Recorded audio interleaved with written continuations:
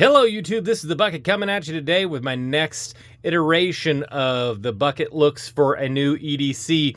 So if you watched my previous video, I bought this awesome Sig P365 XMacro comp. This is the version with a integrated compensator.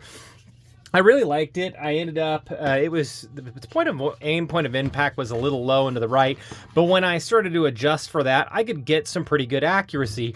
But one of the reasons I'm thinking about looking into a different gun other than my VP9SK is I want an optic, or I at least want to see if that is the new thing that's going to help me take that next step as my eyes are getting a little old. So I ended up getting the Holosun 407K green dot, and I picked the 6 MOA.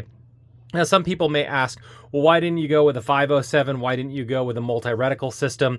And I've run dots with a multi-reticle system, and I'll tell you a couple of things. So I ended up choosing the 6 MOA dot for a couple of reasons. I find that 6 is perfect for my eye in the fact that it's easy to come up, it's easy to pick up that dot, it's easy to, find it when I need to. I think that the 2 MOA dot on the multi-reticle system is a little too small, a little bit harder for my old eyes to pick up on it. And the 32 MOA circle with the dot is a little busy. The lines on the sides and the big circle and the little circle, it's a lot for my brain to process and pick up on. And I find that I can pick up that 6 MOA dot really, really quickly, and I can get the gun on target, get that focus that I want, get that aim that I want, and then actuate that trigger and be ready to go. So I got this red dot today. I ended up mounting it. It was really easy to do. The tools that I needed were there. The screws that I needed were there. Just took off the screws. Had to find out which screws fit into my gun, but it wasn't that hard to do because there was only 3 sets.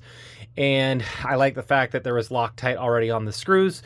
Torqued that down, and then took it to my local range. Now, at the time of me shooting this video, we are in the middle of an ice storm, so I couldn't go out to the Goat Whisperer's Ranch. I had to go to a local shooting range here in Wichita, that's range 54.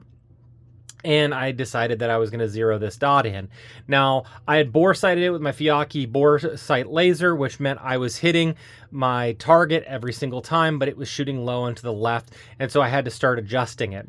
After I adjusted it, took me about 40 rounds, give or take, 30 to 40 rounds. Then I started to shoot and get used to focusing in on that red dot. So when I did that, I ended up getting some pretty good accuracy pretty quickly. So that's 1, 2, 3, 4 in the bullseye and 1 flyer there. Now the up and down is about the same between these 2 targets, meaning the gun can do what the gun's supposed to do, but I was having to compensate my aiming, and even still I was shooting at the center of this target and I was still hitting a little bit left. Because anytime that you're adjusting for point of aim, point of impact issues, that's going to be something that you're going to not be perfect at, not ideal at. And again, once you're in a stressful situation, that's going to be more difficult. So the fact that these were all right there in that bullseye, except for that one little flyer, that was much better. This is at 7 yards. So when I moved it back to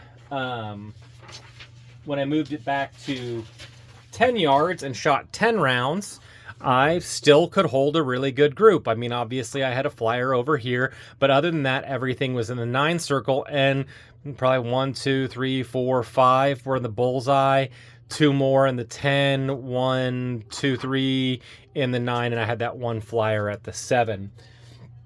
Then I did some quick shooting at the 10 yards. This is all of them within that 8 circle. That wasn't super fast shooting, but it was, let's do a little bit more of a defensive style. Still a really good group. Picked up on that really, really quickly. When I moved out to 20 yards, this is the accuracy I got. Now, obviously 20 yards is a pretty good shot. Still held them all within the 8 circle and had 2 in the 10 and 1 in the 9. That's not bad accuracy at all.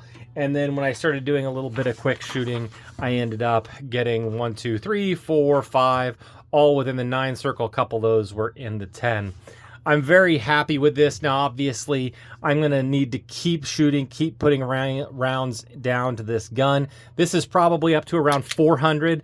That one failure to feed that I had that first probably 20 rounds with the gun is the only failure that I have had. It's easy to pick up. I love the fact that it's shake and wake. I'll put the specs up on this dot. I'm not going to go over all the specs out loud with you. I like the fact that it is 70-75 aluminum. I love the fact that while I was at the range, it gave me the screwdriver I needed. I love the 1 MOA adjustment for windage and height.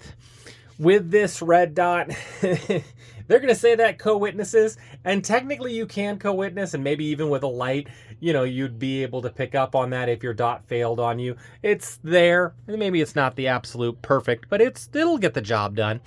I'm really, really happy. I also like the price point. This is $250. I bought this on Amazon for $257 delivered because I have Amazon Prime. Took me 2 days. Easy to mount.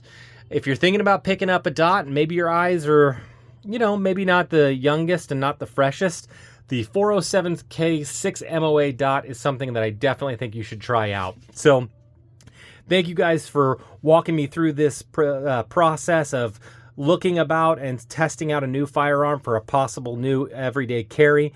I really do appreciate all the likes, the comments, the shares. They're really appreciated. And as always, you stay classy, YouTube. I learned a lesson.